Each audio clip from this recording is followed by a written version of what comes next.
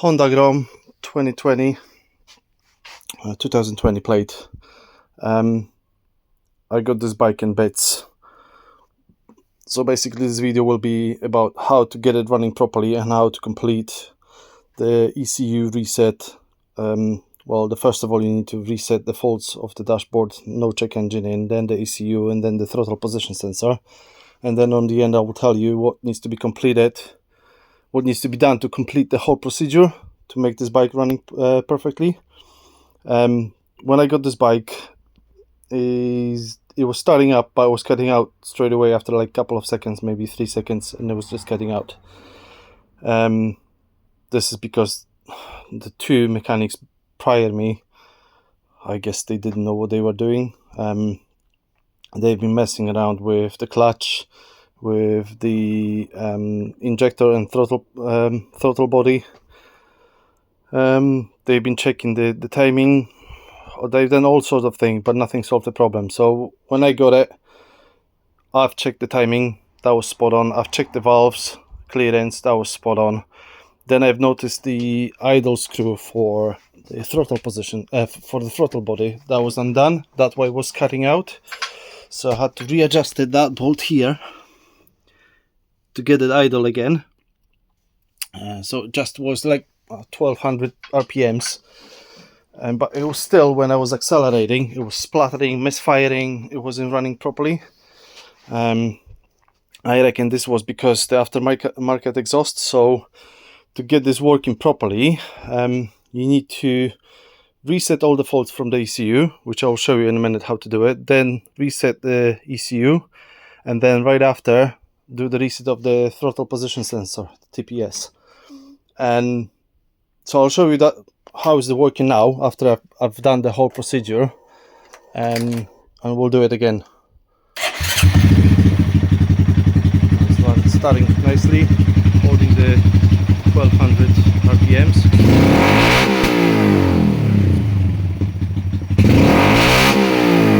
Really nice. So I'll show you how to reset the faults on the ECU. So no check engine. If you have got the check engine light, then you need to find this plug under your seat, and you look to jump the blue and green wire. So then you go in between. I'm using that a tool for pulling the pins and stuff, but you can use the paper clip, which works just as good.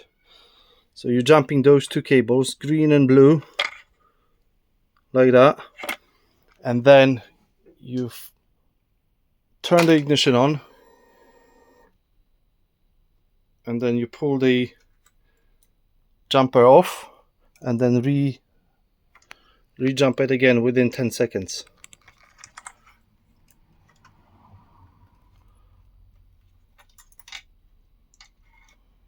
I hope I've done it right. And then you have to disconnect, reconnect. There should be no faults on it. Let me see if I can do it again. So jumper on, flick the switch, let it blink. Oh, it won't blink because there is no faults, but remove, and then re-jump it again. All within 10 seconds. It's difficult to do it with one hand. And then once you reattach the pin, take it off. So that after you remove this pin and you flick the ignition on, after you start, there should be no faults, no check engine. That means you've cleared the codes. Then the next step is to reset the ECU. So to do that, again, jumping over blue and green, throttle all the way in, and then you have to flick the ignition on, and the check engines should start flashing. There you go. And you release the throttle, wait until it's start flashing slowly. 1, 2, that's your procedure done now. So then flick that off. And then the third one is this temperature sensor, which it will, once you jump this one over, that will reset your TPMS, which is here. So you have to jump over, so you need to have 2 clips now. So once it's still green and blue, and then you're jumping over those 2 cables on the temperature sensor, like so. And again, you ignition on, and then within 5 seconds you have to disconnect, take it off, this plug off. Look at this, it's flashing, and you remove this, and then it should start flashing slowly. Or not, or it's just like that.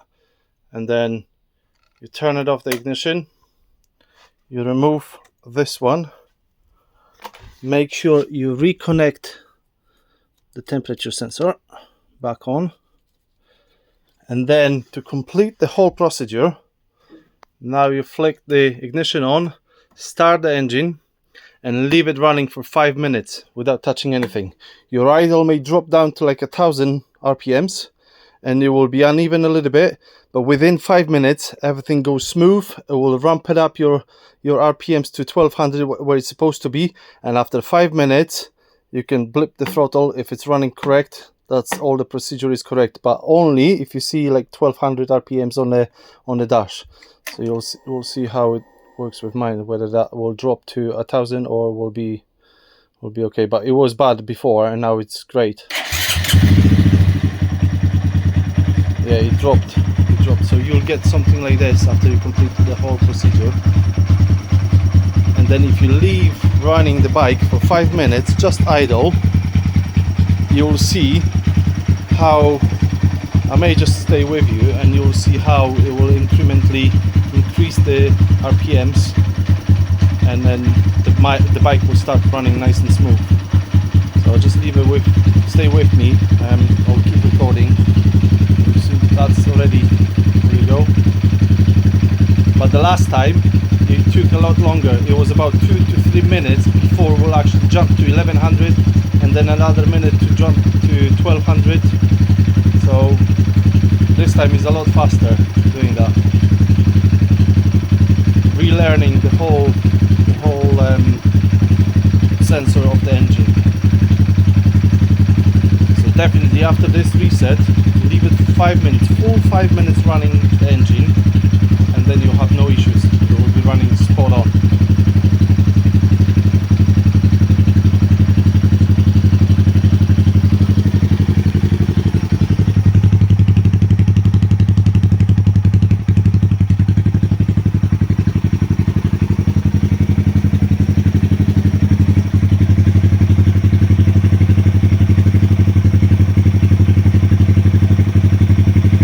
RPMs are quite nice and steady now.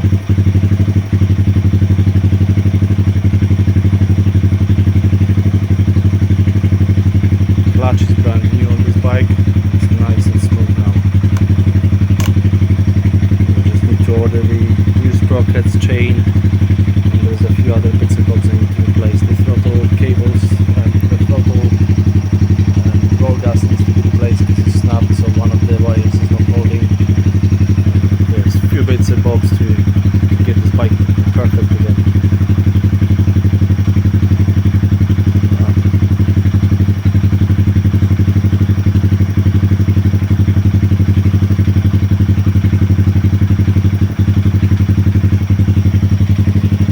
I don't want to drag this video forever, but anyway, I'm gonna leave this for 5 minutes to relearn again all the sensor, and the engine will be running nice and smooth. If you do it the same thing on yours, your engine will be sorted. If you have that kind of issues, or if you're changing the exhaust, it's highly recommended to do it that way. Then the fuel ratio will be changed to compensate the more airflow from the exhaust, and your engine will be running much better, much smoother.